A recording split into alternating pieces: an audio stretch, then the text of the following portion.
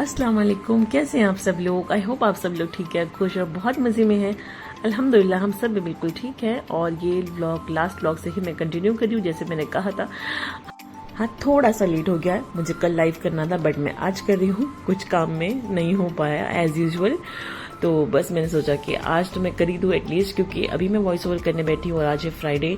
और इसके बाद जो नेक्स्ट व्लॉग होगा इंशाल्लाह वो हमारा दावत व्लॉग होने वाला है, क्योंकि मेरे अम्मी अब्बू आ रहे हैं फाइनली।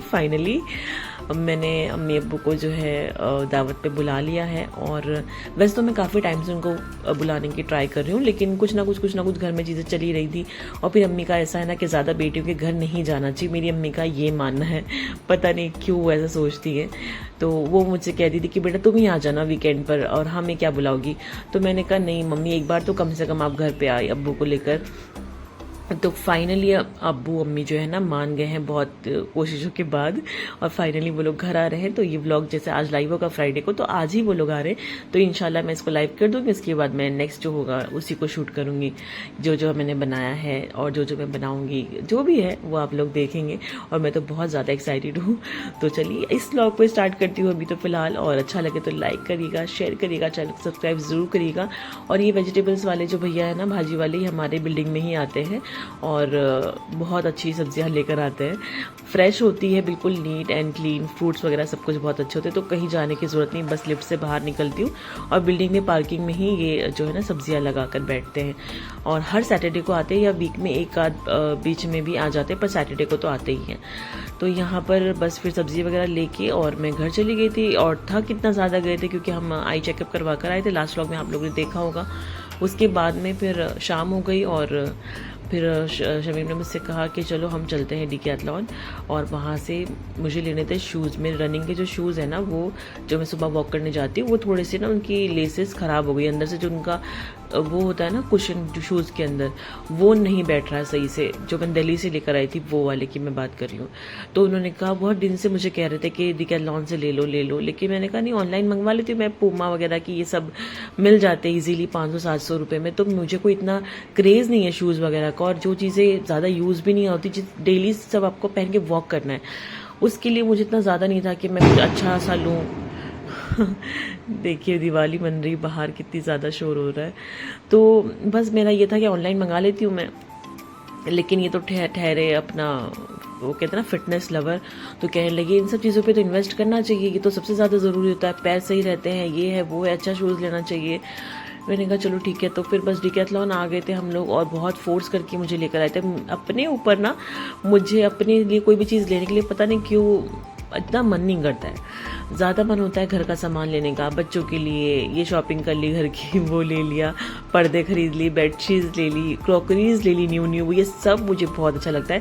ये सब छोड़ के कि अपने लिए जूते खरीदूँ और एंड ऑल ये सब चीज़ें। एनीवेज, तो कह रही मुझे ज़बरदस्ती ले तो आए यहाँ पर। और फिर मैंने कुछ चीज़ें आए थे सिर्फ शूज़ लेने के लिए, लेकिन फिर यहाँ से मुझे टी शर्ट्स भी दिलाई और मुझे ट्रैक्स भी दिलाएं कि आप सुबह में वॉक करोगी तो आपके पास ये होना चाहिए, ऐसा होना चाहिए, वैसा होना चाहिए।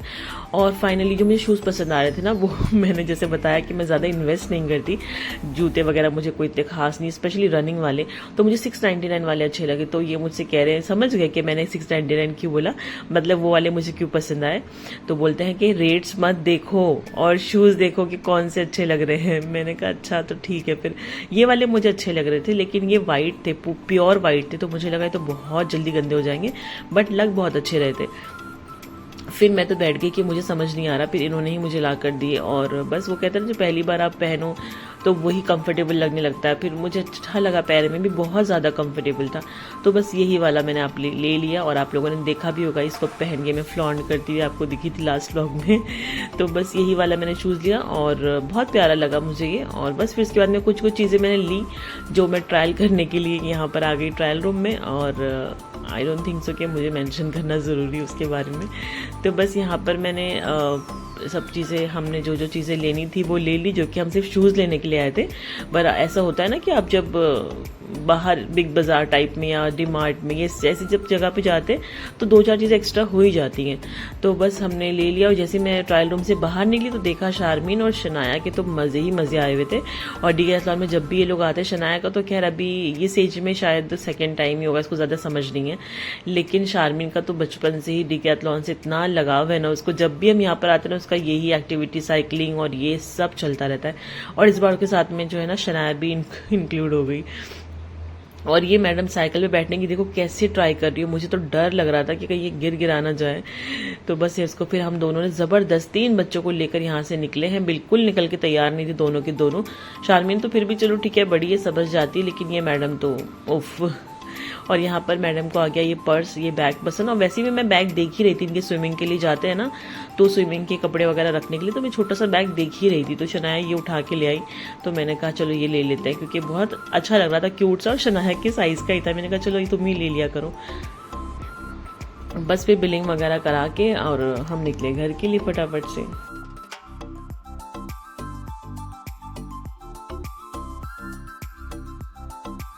नीचे उतरते ही मैकडोनल्ड था और ये शनाया ने फर्स्ट टाइम देखा था और बहुत डर रही थी पहले तो पहले सोचा इसको डराना नहीं चाहिए और इसका डर निकालते, तो मैं थोड़ा सा फोर्स कर रही थी कि बेटा बैठो, अंकल ही तो है कुछ नहीं कहेंगे।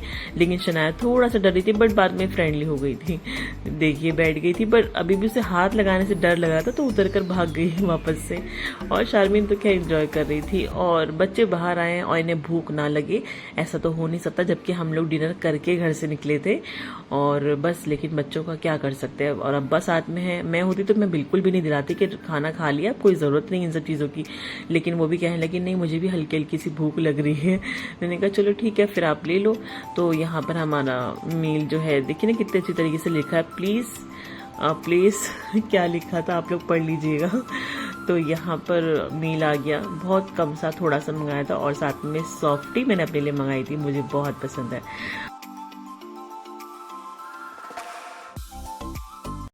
The next day. हो गई है नेक्स्ट मॉर्निंग और यहाँ पर हेल्दी मॉर्निंग स्टार्ट कर रही हूँ मैं। यहाँ पर नट्स ले लिए, वो कहते हैं ना कि मुट्ठी भर के नट्स सुबह खाने चाहिए, तो मैं वही मेजर कर रही थी। और खाने के बाद में अपनी ग्रीन टी पीने के बाद में मैं निकली वॉक करने के लिए अपने शूज़ को फ्लॉन्ट करते हुए। मुझे बहुत कंफर्टेबल लग रहे थे पैरों में, और ये अच्छा डिसीजन था जो शमीम ने मेरे साथ में वहाँ पर गए और मुझे शूज़ दिलाए, ये उनका एक अच्छा डिसीजन था। उसके बाद में ब्रेकफास्ट वगैरह करने के बाद मैंने लंच बना लिया, क्योंकि मेरे हस्बैंड जब ऑफिस जाते हैं तो लंच करके जाते हैं। तो लंच में ये बनाए थे छोले चावल, और छोले इतने मज़े के बने थे ना, बहुत अच्छे बने थे, बहुत ही टेस्टी बने थे। और ये रेसिपी मैंने अपनी मदर इन लॉ से पूछ कर बनाई थी, क्योंकि वो छोले बहुत अच्छे बनाती हैं। वो कहते हैं ना प्रॉपर दिल्ली वाले जो है छोले, दिल्ली की रेसिपी है। मुझे ज़्यादा अच्छे से बनाने नहीं आते थे, लेकिन अब मैंने उनको कॉल करके पूछा कि मम्मी छोले कैसे बनाते हैं, तो उन्होंने मुझे बताया। और ये लिटरली इतने ईजी थे ना कि 10 मिनट में छोले बन गए। सीरियसली इसकी रेसिपी मैं कभी ज़रूर डालूंगी। हाँ ज़रूर कभी क्या डालूंगी, मैंने ये शॉर्ट्स के लिए इस तरह से डेकोरेशन किया था। आप लोग सोचेंगे पता नहीं इस तरह से क्यों किया हुआ है। शॉर्ट्स मैंने बनाया है यूट्यूब के लिए, वो मैं अपलोड करूंगी जल्दी, आप लोग देख लीजिएगा। और बस फिर लंच वगैरह करने के बाद में मेरे हस्बैंड चले गए ऑफिस, हमें छोड़ गए डी मार्ट पे। अचानक से हमें डी मार्ट जाना पड़ गया, कुछ ज़रूरी सामान मुझे याद आ गया, 2-4 चीज़ें मुझे लेनी थी। तो बस मैं डी मार्ट आ गई और वो हमें छोड़ के चले गए थे। फिर बाद में यहाँ पर मैंने सोचा था कि आधा 1 घंटे में मैं फ्री होके और ऑटो करके घर चली जाऊँगी, लेकिन लिटरली हम लोग यहाँ पर 4 बजे आए थे और हम लोगों को यहाँ से निकलते 7:30 बज गए, क्योंकि धनतेरस था इस दिन पे। और इतना ज़्यादा क्राउड था कि मुझे बिलिंग में ही पूरा 45 मिनट गया है, खड़े खड़े हालत ख़राब हो गई। तो तब तक ये वो टाइम हो गया था जब मेरे हस्बैंड जो है ना डिनर करने के लिए घर आते हैं 7:30 तक के, तो तब तक ये वो टाइम हो गया था हमें ऑलमोस्ट डी मार्ट पर। तो मैंने उनको कॉल किया, तो वो कहने लगे मैं आई रहा हूँ, तो मैं ही आप लोगों को पिक कर लेता हूँ। तो मैंने कहा चलिए तो और अच्छी बात है, नहीं तो ऑटो का वेट करना पड़ता। तो बस वो आ ही रहे थे, ऑन द वे थे, और ये हमारा सामान था, आते हैं कुछ लेने के लिए और लिया कुछ और जाता है एज़ यूजुअल। तो बस कुछ अच्छी डील्स चल रही थी दिवाली की वजह से बहुत सारी चीज़ों पर, तो मैंने बस ले ली, लेकिन सोच समझ कर ही ली थी, क्योंकि मुझे कम से कम ही चीज़ें कैरी करनी थी, बाइक पर ज़्यादा चीज़ें आ भी नहीं पाती। तो खैर हो गया सब कुछ लेकर, और हम जा रहे थे अभी घर। और रास्ते में इतना खूबसूरत सजाया हुआ है ना पूरे एरिया में, पूरे हमारे एरिया को इतना खूबसूरत डेकोरेशन किया हुआ है ना कि मैं आप लोगों से दिखाए बिना रह ही नहीं सकती हूँ। तो आप लोग भी प्लीज़ इस पूरी वीडियो को एंड तक देखना। अपनी विंडो में से भी मैं व्यू दिखाऊंगी, अभी तो फिलहाल आप रोड का व्यू देखिए। ऐसे लग रहा है कि पूरे वो कहते हैं ना एरिया को दुल्हन की तरह सजाया हुआ है। इतना खूबसूरत डेकोरेशन, इतनी खूबसूरत डेकोरेशन कि मैं बता ही नहीं सकती। ये लाइट्स वगैरह तो मुझे बहुत अच्छी लगती है, बहुत बहुत पसंद है मुझे लाइट्स, और ये सब चीज़ें बहुत अच्छी लगती है। तो आप लोग देखिए और एंजॉय करिए।